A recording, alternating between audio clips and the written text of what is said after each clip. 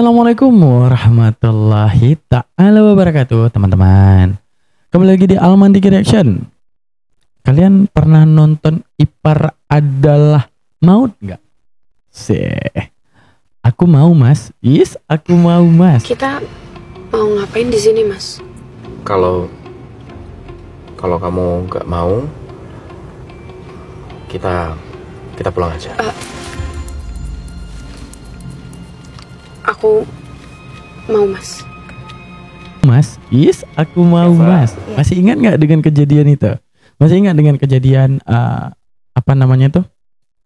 Ya udah, kalau nggak mau kita pulang aja. Bentar. Aku mau, Mas. Wah.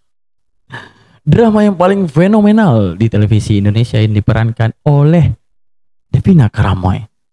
Namun siapa yang tahu, siapa yang rindu, siapa yang juga menebak bahwa ternyata Devina Karamoy adalah seseorang mu'alaf yang dimu'alafkan oleh surat Al-Isra. Bayangin, mu'alafnya karena kebenaran Al-Quran, teman-teman. Luar biasa tuh, Devina Karamoy begitu mu'alaf dari pahitnya hidup yang dia jalani, kemudian dia mendapatkan kelapangan hidup yang disediakan oleh Allah Ta'ala. Di balik Allah maafkan segala dosa. Allah maafkan segala dosanya. Masya Allah. Daripada kita berbusing-busing, daripada kita berlama-lama, mari kita lihat bagaimana kemudian kesaksian daripada Devina Karamoy saat menghadapi kemu'alafannya dengan semua simpang siur yang dia alami. Orang yang tertipu, yang paling tertipu, bodoh selagi lagi tertipu. Kalian menyangka akan adanya masa depan. Kalian menyangka masa depan yang kalian prediksi untuk kekhawatiran kepada diri kalian.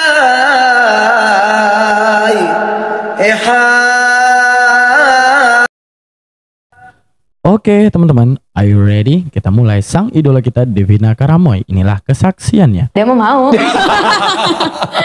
Dan juga perjalanan hidup kamu seorang mu'alaf.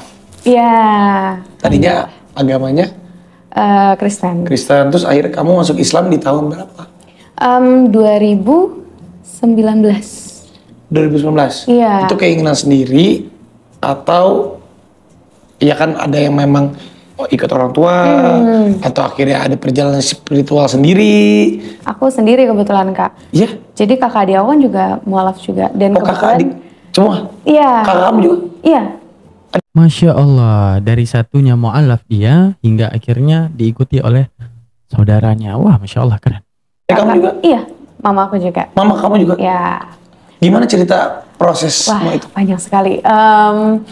Jadi intinya aja lah ya. Pokoknya semuanya itu nyari jalannya masing-masing. Dan kebetulan aku tuh terakhir, Aku terakhir dan waktu itu pernah waktu aku masih di agama yang sebelumnya, kebetulan sakit sampai panasnya tuh 39 derajat, 40 derajat. Terus mamaku tuh ngasih surat lah, Al-Isra 43 sampai 46. Itu mama bilangnya surat benteng.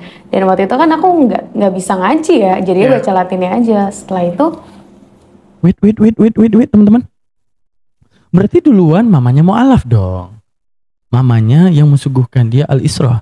Ayat berapa tadi? 54 sampai 56. Penasaran juga ya apa isi bunyinya? Nanti kita buka ya. Oh. Di mana saat itu Devina masih Kristen loh dan dibiarkan oleh ibunya untuk beragama Kristen untuk menunjukkan ya perbandingan ya teman-teman ya. Kita lihat sekarang dan ya sekarang kita mu'alaf kita bagaimana kisahnya rata-rata kan. Begitu dia mu'alaf ya. Kalau orang tuanya itu masih Kristen, wah biasanya itu dapat perlakuan yang aneh-aneh ya. Ada yang diinjak batang lehernya kayak si Jimen ya. Daripada mu'alaf kita yang di api itu, wah ada yang diusir oleh keluarganya. Nah, pokoknya seperti itu teman-teman ya. Tapi di sini saat Devina masih Kristen, mamanya memedulikan saat dia masih sakit. Dan kemudian mamanya menyuguhkan Al-Isra bukan untuk memantapkan dia Islam, tapi hanya memberikan ayat tersebut, pelajarilah. Oke, kita lihat. kok jadi sehatan langsung gitu. Di situ sih aku mulai pertamanya kok manjur gitu awalnya. Terus yang kedua mulai pertama kali wudhu tapi masih dalam agama sebelumnya diajarin sama adik aku. Jadi mereka kakak adik aku tuh duluan, malah aku paling terakhir. Oh, paling terakhir. Saya salah ternyata kakak adiknya duluan, dia terakhir. Oke, saya salah. Siap. Sorry, saya salah. Berarti dia terakhir teman-teman. Iya, aku Kamu diajarin tuh sama adik kamu. Iya, diajarin wudhu. Kak Vina ini dulu, terus kepala dan lain-lain. Pas ke kepala itu, lah kok tiba-tiba tangan aku tuh ada, ini tuh aku di rumah aja ya, tiba-tiba ada kerikil, kotor lah pokoknya. Hah? Iya, aku jadi, kok gue kotor banget pada saat itu. Itu pertama kali wudhu aku lah. Terus di situ mulai ada ngerasa, ada yang aneh nih, kok ini pertama kali wudhu, emang gue sekotor ini ya? Padahal kan yang wudhu air biasa aja. Terus udah mulai ikut-ikut sholat aja, tapi masih nggak tahu. Yang ketiga momennya itu waktu aku belajar surat-surat pendek Arafi. Belajar surat-surat pendek. Kayak Al-Falaq, An-Nas, Al-Fatihah. Baru ngafalin 3 surat itu, tiba-tiba di awal karir aku tiba-tiba dapat tawaran seminggu berapa kali syuting. Yang mana biasanya itu aku bisa 6 bulan sekali dulu syutingnya, bisa 6 bulan sekali, setahun 2 kali, setahun 3 kali. Jarang lah tiba-tiba kok seminggu dapat job tuh banyak banget gitu. Di situ kayak kok doanya langsung kejabah. Nah, di situlah baru ngerasa kayaknya ini pilihan tepat buat gue gitu. Pada saat itu gitu. Jadi akhirnya memang itu kayak dapat hidayah sendiri aja gitu. Ceritanya gitulah kurang lebih. Terus akhirnya kamu ngomong lah ke adik kamu, kakak kamu, ke iya, mama kamu. Iya, mama sih, ngomong ke mama terus akhirnya KUA ngurus segalanya, baca syahadat. Oh gitu. Masya Allah teman-teman ya. Berarti beliau adalah golongan yang merasakan keajaiban langsung daripada murninya kalam Allah, di mana keajaiban daripada kalam Allah itu tidak mengkhianati daripada makhluknya ya. Yang Allah suguhkan langsung, di mana esensi daripada wudhu juga beliau dapatin. Gimana gini teman-teman, kalau kita ingin membahas ya masalah wudhu ya, di mana wudhu itu adalah untuk menghilangkan aura-aura negatif. Makanya esensi teman saya lagi tidur nih. Gak apa-apa, biarin dia tidur. Nah jadi kan, coba Anda perhatikan kenapa para ulama itu ketika Anda marah faliyatawaddo, ketika Anda sedang stres faliyatawaddo, ketika Anda punya masalah faliyatawaddo, ketika otak Anda serabut faliyatawaddo, dikit-dikit faliyatawaddo, yatawaddo, wudu dan wudu.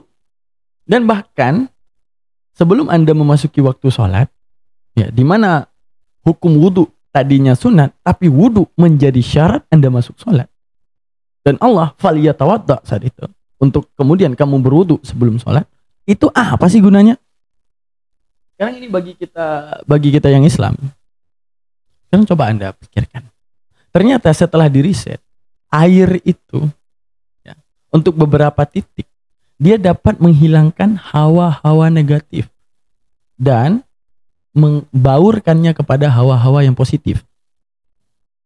Coba Anda perhatikan. Sesekali ketika Anda gerah saja, gerah panas, ya kan? Anda wudhu nih, tapi Anda tinggalkan satu rukun, misalnya tidak mencuci kaki, atau Anda berwudhu tidak mencuci muka, wudhu tapi muka nggak dicuci, kaki doang, atau pokoknya tinggalin aja satu daripada rukun wudhu. Anda akan tetap panas, Anda akan tetap ya tidak merasakan kesegaran baik di dalam hati ataupun di dalam kejadian. Tapi coba Anda berwudu di saat Anda marah dan sempurna. Saat itu ada daripada mukjizat daripada air tersebut, setelah sempurnanya anggota wudu yang dibasuh, situ Anda merasakan seperti ada aura positif yang membuat marah Anda itu teredam. Ya, sekalipun nanti memuncak, makanya setiap marah itu disunnahkan untuk berwudu. Marah lagi, wudu lagi, marah lagi, wudu lagi. Karena netralisirnya itu daripada air. Hingga daripada Devina Karamoy, dia mendapati bahwa daripada esensi dia berwudu, aura dia negatif tadi terganti kepada positif. Itu otomatis akan didasari seperti ini teman-teman. Ya, kenapa job, ya ini kita bahas satu-satu. Kenapa job dan tawaran tersebut lancar kepadanya? Karena tadi aura negatif. Ingat, saat kita berserabut di dalam kesetresan akal kita, stres nih, ya kan, stres, serabut. Ketika serabut tidurnya nggak nyenyak, semuanya nggak nyenyak, plan yang kita bangun semua rusak karena otak kita serabut. Ya, tapi netralisirnya yaitu dengan adanya wudhu. Maka secara logis ataupun secara filosofis, ketika aura negatif hilang, aura positif yang ada, maka stigma daripada akal ataupun sistem akal berpikir, neuron yang datang terhadap akal pun akan menstigma ke arah positif. Maka akan memunculkan pikiran-pikiran yang sifatnya positif. Hingga kemudian apa? Segalanya akan lancar. Nah itulah esensi daripada wudhu. Makanya sholat. Ketika kita sholat, kenapa harus berwudu? Karena esensi daripada wudu menghilangkan aura negatifmu. Jangan sampai kamu membawa segala masalah dalam sholatmu. Maka berwudu dulu, dinginkan dirimu, dinginkan hatimu. Setelah kemudian aura positif itu sudah ada untukmu, maka sholatlah. Maka sholat itu, segala pikiran kita itu tentang dosa-dosanya kita, tentang bagaimana kembali ke jalan Allah. Tuh. Esensi daripada wudu. Nah, beliau daripada wudu tersebut ya, Devina Karamoy mendapati bahwa aku tenang. Dan daripada esensi kalamullah, dia dapati ini kebenaran. Dan ini nyata, dijemput oleh hidayah Allah. Dan akhirnya mantapnya Devina Karamoy, Allah mudahkan daripada setiap urusannya. Orang, kata Allah ya, Bismillahirrahmanirrahim. Rahman, cinta Allah kepada orang yang tidak mencintainya. Artinya tidak mau menyembahnya. Rahim, kepada yang mencintainya. Kepada yang tidak mencintainya saja Allah mudahkan rezekinya. Allah kasih nafasnya untuk dia hidup. Bagaimana kepada orang yang mencintainya? Ketika Devina Karamoy kembali kepada jalan Allah, maka di saat itu Allah mudahkan daripada jalannya untuk kembali kepada dirinya. Hingga Allah berikan kemudahan terhadap dirinya. Oke, kita lanjut. Itu temenin siapa waktu kamu baca syahadat itu? Mama? Iya. Mama kamu udah masuk Islam dulu? Udah, mereka semua udah. Aku doang yang terakhir. Jadi bener-bener bukan karena dipaksa, emang bener-bener datang sendiri gitu. Ih, hebat Mereka banget. juga kembaran, yang kakakku itu juga satu-satu. Entah beda 3 bulan, beda 6 bulan. Aku yang paling lama lah, beda setahun kali sama mereka. Oh gitu. Papa kamu? Papa aku sampai sekarang masih Masih nangis. nggak apa-apa, papa kamu maksudnya lebih Papa ya sudah terima aja sih harusnya. hebat juga, maksudnya bisa, ya kan ada yang ini kalau ini berarti Berbeda-beda. jiwanya besar Bineka gitu Tunggal ya. Ika lah ya. Wah, Ika bener. Tapi ada yang bilang katanya wajah kamu tuh mirip sama Alice Norin. Ah iya, banyak Iya. banget loh. Aku sih Waktu Alice Norin muda. Iya, Yang Alice mirip. Norin sekarang kan udah ibu-ibu ya. Teman lama aku juga.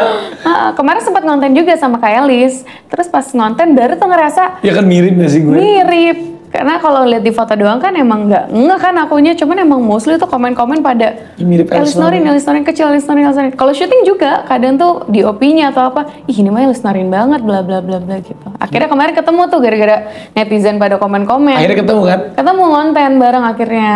Baik kan dia kan? Baik banget, rame, baik, lucu. Dan sekarang udah terkenal banget nih Davina karena Amin. membintangi satu film yang kemarin nge-booming banget. Ipar adalah maut. Nah, Iya, ipar adalah maut. Aku mau, Mas. Iya, di situ paling asik itu teman-teman ya. Yang udah nonton, saya juga penggemar nih Devina Karamoy ini. Pas aku mau, Mas, ya, itu yang menggerakkan hati ibu-ibu, yang membuat ibu-ibu bisa kesel sama nih orang. Tapi keselnya di film doang ya, jangan dibawa dalam keseharian ya teman-teman ya. Beliau ini adalah orang yang baik ya, insya Allah. Nah, jadi yang harus kita bahas, betapa lapangnya orang Islam terhadap yang dikatakan la ikraha fiddin. Tidak ada paksaan di dalam agama. Devina Karamoy Kristen dihormati dalam keluarganya. Lalu bagaimana yang Kristen menghormati setiap Muslim ya, ataupun awalnya anaknya Kristen memilih Muslim. Kalau di dalam pandangan kita melihat berbeda-beda ya. Di mana kita lihat berbeda-beda teman-teman terhadap kesaksian ya. Di mana kesaksiannya selalu perlakuan ketika masuk Islam itu ada aja stigma. Jangan masuk Islam. Islam itu agama teroris lah, apa-apa. Ya. Tapi setelah masuk Islam, orang-orangnya akan sadar ternyata Islam itu jauh berbeda daripada apa yang dipandang. Bahwa ibaratnya ketika manusia itu salah, jangan Islamnya disalahkan. Akan tetapi Islam selalu mendidik kepada yang benar, yang salah tetap oknum ataupun naturalnya makhluk tersebut.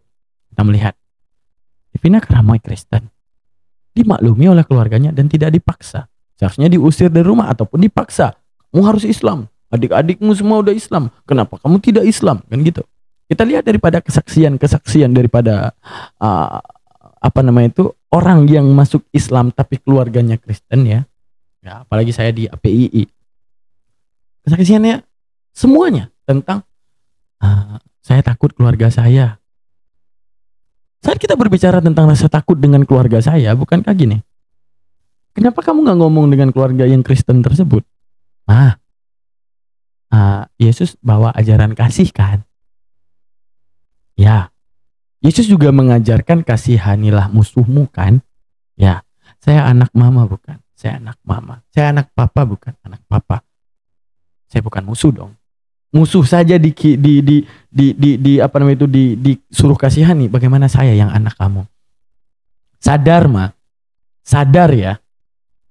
Agama yang saya pegang adalah agama warisan. Papa dan mama, andaikan dulu papa dan mama memiliki orang tua yang beragama Hindu, percayalah hari ini agama yang mama anut tidak Hindu. Tidak Kristen, tapi mama akan beragama Hindu. Andaikan dulu nenek kita itu Buddha, mungkin kita hari ini akan Buddha. Menunjukkan apa? Inilah Tuhan yang disuguhkan daripada sisi keturunan. Lalu bagaimana Tuhan yang sebenarnya? Apa layakkah aku bertahan di balik tradisi? Di mana kita melihat di dalam akalku tidak akan terbenar Tuhan itu banyak. Maka yang menciptakan langit dan bumi ini pasti maha kuasa. Pasti dia satu, tak mungkin dua. Karena jika dua akan terbayang dua kekuatan yang maha besar, dua kekuatan yang maha hebat. Tidak akan dikatakan kemahaannya jika ada perbandingan. Gimana itu? Contoh gini. Kalau ada benda gini misalnya, ini bisa kita bilang ini lebih kuat, ini lebih tinggi, ini lebih pendek ketika ada perbandingan. Kalau gini sama-sama, mana yang kita bilang lebih tinggi, mana kita bilang lebih pendek. Maka kalau dua-dua kekuatan itu kemahabesaran dan sama-sama kemahabesaran, tidak bisa kita bilang kemahabesaran. Batal kata-kata kemahabesaran untuk dua-duanya. Karena apa? Tidak mengungguli. Bagaimana esensi tadi? Mengungguli yang ini lebih tinggi karena disandingkan dengan benda ini, dan ini bisa kita katakan lebih pendek.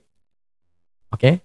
Jika seperti ini tidak bisa kita bilang ini lebih panjang dari ini dan ini lebih panjang dari ini, dan tidak bisa ini kita bilang panjang. Kenapa? Tidak ada yang membandingkan kecuali ada perbandingan. Ada satu lagi. Nah ini berarti ini jadi lebih pendek.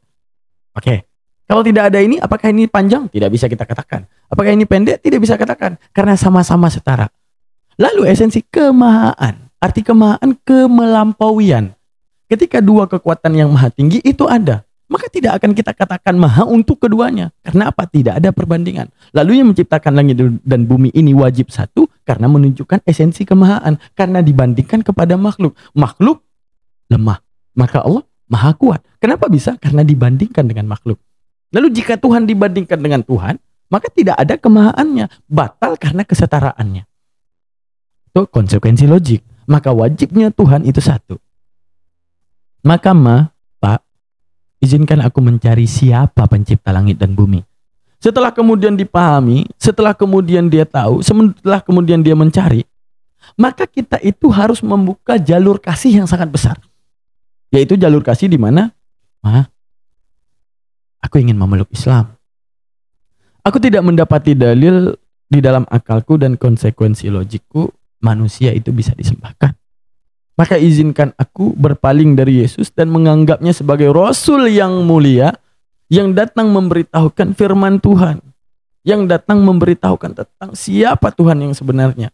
Di mana ajaran setelah kulihat Musa mengajarkan Shema Israel Adonai Echad. Yesus mengajarkan dalam Yohanes tentang satu-satunya Tuhan yang wajib disembah, yaitu Bapa saja ataupun Allah.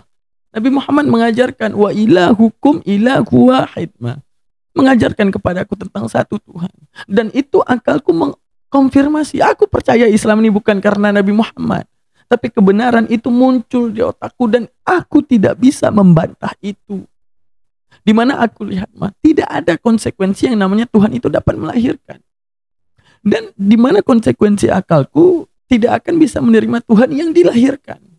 Di mana akalku akan selalu berpikir bahwa dia dalam kemahaannya, maka dia akan membatasi dirinya untuk tidak serupa dengan makhluk. Makanya dia itu maha. Kalau dia tidak maha, dia berbebas dalam hal segalanya. Tapi karena dia adalah mahanya, maka dia terkekang oleh kemahaannya. Berarti dia lemah dong karena terkekang? Bukan. Sama seperti saya bilang mampu, maka saya akan ditolak untuk jadi tidak mampu, kecuali saya maha bohong. Contoh gini, saya punya uang 20.000. Ada orang, bang, minta uang dong 5.000, saya butuh, saya belum makan. Ditinjau daripada kemampuan, mampu nggak saya? Akan dikatakan mampu. Kalau saya bilang tidak mampu, maka saya bohong. Tuhan, kemahaannya, dalam kemahaannya, dia mampu. Apa contoh mampu jadi manusia? Dia mampu. Oke? Akan tetapi untuk saat itu Tuhan membatasi dirinya. Kalau gua jadi manusia, gua khianati akal lu. Ya, gua akan khianati akal lu sendiri. Dimana saat gua jadi manusia, gua tadi bilang ke lu, gua maha kuat, gua maha segalanya, gua maha besar. Ketika gua jadi manusia, siapa besar gua sama bumi? Ketika gua jadi manusia, siapa maha besar gua sama rumah gua sendiri? Itu yang akan aku khianati daripada akal kalian. Itu yang akan kurusak daripada akal kalian. Maka dengan kemahaanku, maka tertuntutlah hal-hal yang mustahil kepadaku, meskipun aku mampu. Karena apa? Aku menciptakan konsekuensi akal kepadamu, wahai manusia. Hingga akhirnya apa? Mari saling terbuka sekarang. Bukankah agama itu dari tradisi? Lalu bagaimana Tuhan yang sebenarnya, kalau daripada konsekuensi akal, kalau daripada konsekuensi pikiran, kita tidak mencari dan menemukan? Belum tentu yang disuguhkan sebagai Tuhan adalah benar Tuhan. Belum tentu yang diwarisi sebagai Tuhan secara tradisi adalah Tuhan. Tapi Tuhan yang sebenarnya, yaitu ketika dijabarkan Tuhan, akalmu menerima semua itu dan tanpa sedetik pun menolaknya. Kebenaran tentang api itu panas ketika akalmu menerima. Kebenaran tentang api itu panas bukan karena kamu dengar dari tetanggamu ataupun warisan bahwa api itu panas, bukan. Tapi alam realita, alam deskripsi, dan alam pemahaman terhadap api dan terhadap panas saat kamu temui, memang benar api itu panas dan akalmu mengkonfirmasi bahwa itulah Tuhan yang benar. Seperti itu. Oke teman-teman, terima kasih banyak untuk hari ini. Kita udah kritisi daripada Devina Karamoy. Welcome to Islam. Semoga karirmu makin gebiar ya teman-teman. Jazakallah. Semoga kita tetap istiqomah di dalam Islam. Karena kebenaran ada di akal dan Islam menurunkan ajaran, yaitu ajaran berpikir. Jazakallah teman-teman. Nah, jangan lupa nonton lagi Ipar Adalah Maut. Assalamualaikum warahmatullahi taala wabarakatuh. Orang yang tertipu dan paling